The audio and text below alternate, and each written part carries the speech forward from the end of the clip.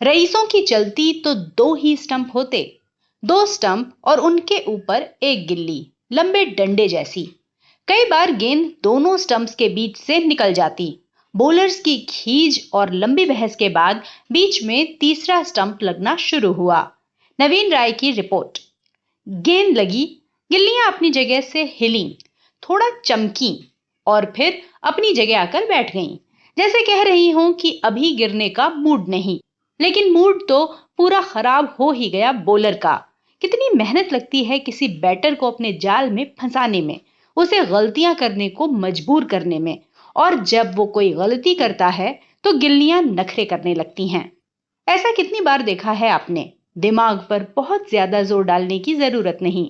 जब से एलईडी वाली बेल्स आई हैं, तब से ऐसा कुछ ज्यादा ही हो रहा है।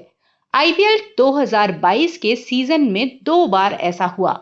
एक बार दिल्ली के डेविड वार्नर बच गए राजस्थान के खिलाफ। दूसरी बार अहम मुकाबले में बेल्स ने आरसीबी के ग्लेन मैक्सवेल का साथ दिया। अपनी पारी की पहली ही गेंद पर मैक्सवेल गच्चा खा गए थे। गेंद सीधे गिल्लियों को चूमती हुई निकली, पर गिल्लियों ने गिरने से इनकार कर दिया, बस चमक कर रह गईं। इसके बाद मैक्सवेल ने एक मैच जिताऊ पारी खेल डाली। क्रिकेट का नियम कहता है कि जब तक बेल्स गिरती नहीं, तब तक बल्लेबाज को आउट करार नहीं दिया जा सकता। ऐसे में बेल्स ने बवाल मचा दिया है।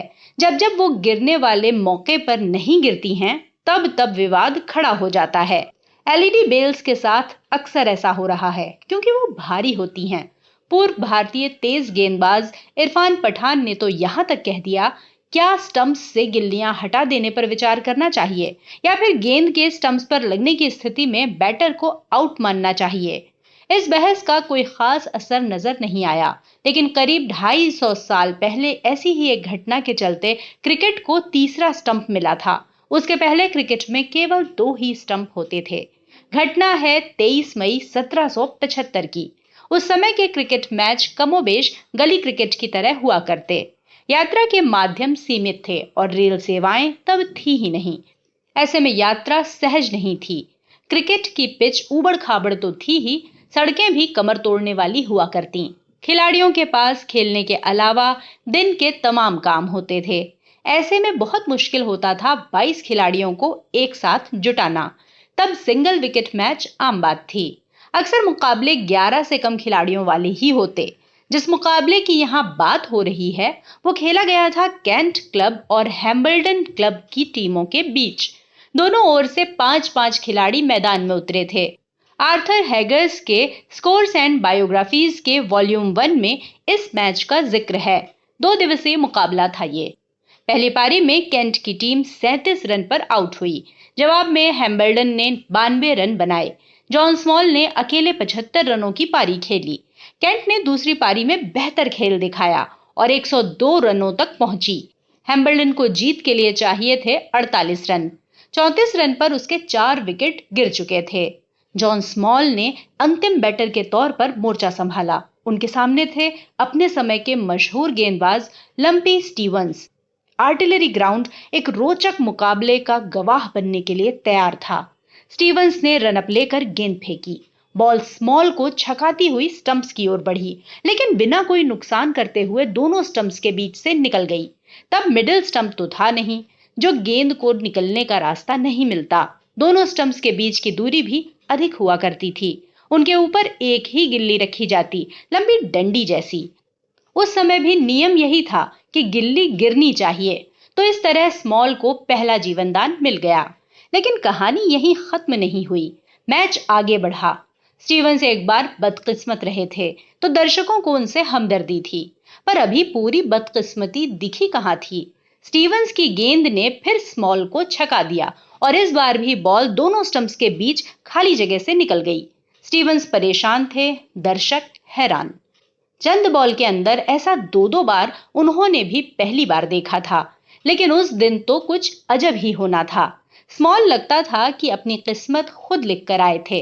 तीसरी बार भी स्टीवंस ने उनको हरा दिया, पर बॉल किसी स्टंप या गिल्ली पर लगने के बजाय बीच से निकल गई। इसके बाद स्मॉल ने टीम के खाते में 14 रन जोड़े और जीत दिला दी। एक कांटे के मुकाबले में जिस तरह फैसला किस्मत के सहारे हुआ, उसने दर्शकों को बॉलर्स के पक्ष में खड़ा कर दिया। गेंदबाजों के लिए संवेदनाएं फूट पड़ी। मिडिल स्टंप की मांग जोर पकड़ने लगी। एक ही बल्लेबाज को एक ही मैच में 3 बार आउट करने के बावजूद खाली हाथ रह गए स्टीवंस सबसे ज्यादा नाराज थे। उन्होंने सुझाव दिया कि दोनों स्टंप्स के बीच से गेंद निकलने पर भी बैटर को आउट माना जाए। अब आपको बताया ही कि तब खेल को गली क्रिकेट जैसा खेला जाता था। जैसे बच्चों के बीच मैच में जिसका बैट होता है वो 2-2 बार बैटिंग कर लेता है, वही हालत उस समय थी। जितने रईस थे उस समय वो सभी बैटर हुआ करते थे। उन्होंने ही तीसरे स्टंप का सबसे ज्यादा विरोध किया। उनका कहना था कि इससे बल्लेबाज जल्दी जल्दी आउट होंगे और मैच जल्दी खत्म हो जाएगा। बैटर्स की चिंता इसलिए भी वाजिब लग रही थी क्योंकि तब आज जैसी बैटिंग कंडीशन नहीं हुआ करती थी। पिच पर कवर नहीं, बैटर के लिए सुरक्षा इंतजाम नहीं। अगर किसी की बैटिंग एवरेज 10-12 होती तो बहुत मानी जाती। इसके बावजूद बॉलर्स के पक्ष में भी आवाज उठी। हैम्बल्डन क्लब के प्लेयर जॉन नायरेन खुद स्टीवंस के पक्ष में थे। उनका कहना था कि तीसरा स्टंप लगने के बाद बल्लेबाज और ज्यादा संभल कर खेलेंगे। इससे खेल और सुरक्षित होगा। आखिरकार नियम बदले गए। 1775 में खेले गए इस मुकाबले के बाद क्रीज पर 3 स्टंप्स लगाए जाने लगे। हालांकि शुरुआत में ये वैकल्पिक रहा। कहीं कहीं 2 स्टंप्स के साथ भी मैच खेले गए, लेकिन फिर आगे चलकर 3 स्टंप्स लगाने का नियम पूरी तरह अपना लिया गया।